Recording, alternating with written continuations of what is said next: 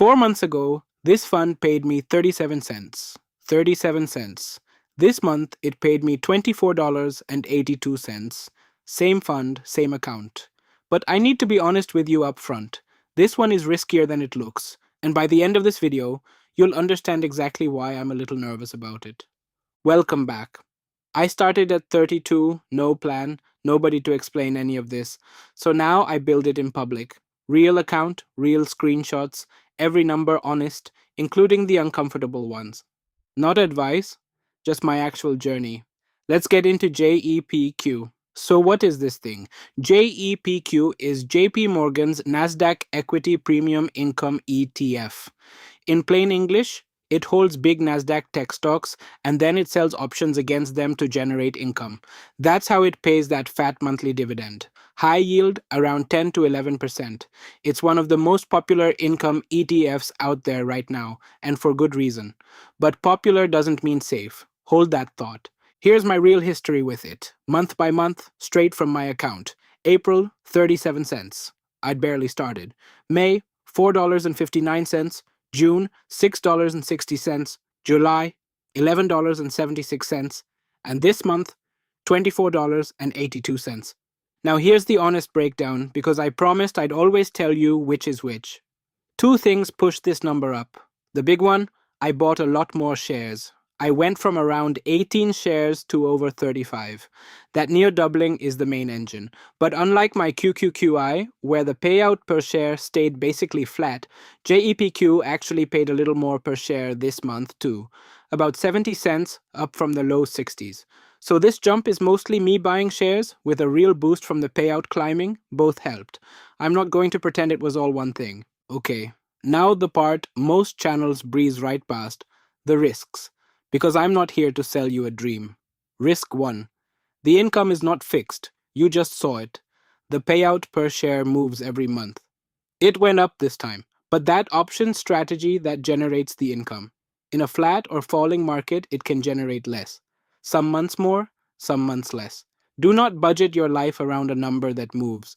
Risk 2, and this is the big one for me personally, JEPQ is built on the Nasdaq. It's tech heavy. And here's my problem. My QQQI is also Nasdaq. So two of my largest income sources are riding the exact same horse. If the Nasdaq has a bad year, if tech gets hit, both of my biggest dividend payers drop at the same time. That is concentration risk, and I walked right into it without fully thinking about it. Risk 3. This is an income fund, not a growth fund.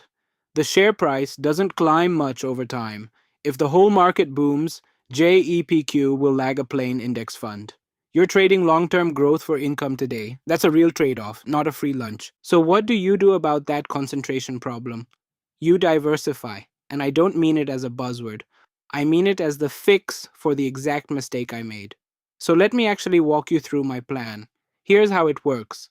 I fill one income fund at a time until it pays me $100 a month on its own. Then I stop adding to it and I move to the next one. So right now I'm building QQQI and JEPQ on the Nasdaq side. But to balance that tech concentration, I've also started two funds on the S&P 500 side, JEPI and SPYI. Instead of just tech, those lean on 500 companies across the whole economy, healthcare, energy, banks, everything. And notice, I didn't just pick one. I spread it across two different fund companies on purpose, so I'm not over-relying on a single provider. Now, I'll be straight with you. JEPI and SPYI are both S&P funds, so they'll move pretty similarly to each other. The reason I'm running both isn't that they're wildly different bets. It's that I want more income streams building at the same time across different indexes and different providers. And once each fund is pulling its weight, once they each hit that 100 a month, I'll research a completely different type of fund and keep laddering out from there.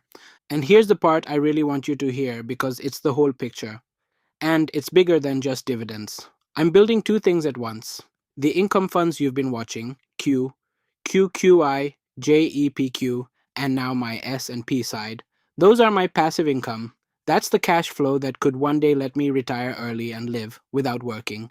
But right alongside that, I'm buying growth funds too. SCHDVOO, the broad market. Putai. And I'm buying more of those whenever I can, just like I do with the dividends. That growth side is different. That's my safety. That's the money I don't ever want to touch if I can help it. The foundation that keeps compounding quietly in the background so that even if everything else wobbles, I'm secure.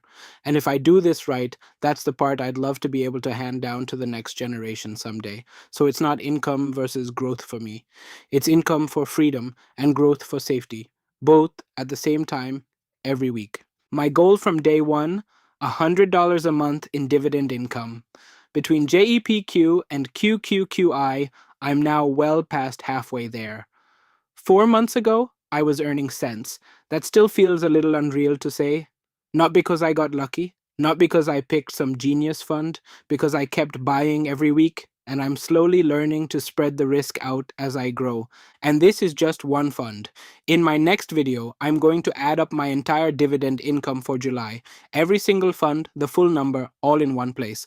And after that, I'll break down my whole portfolio, the growth side included, so you can see the complete picture, both engines together. If you want to catch those the moment they drop, that's what the subscribe button is for. So if you want the honest version of this whole journey, the wins, the mistakes, the risks nobody else admits to, subscribe and hit the bell. Because for a channel this small, that bell is the only reliable way you'll know when the next one's live. And tell me below, are you team JEPQ, team JEPI, or do you hold both sides like me now? I genuinely want to know. This is Grow and Explore with me. No hype, no fear, just the honest climb. Grow and explore with me.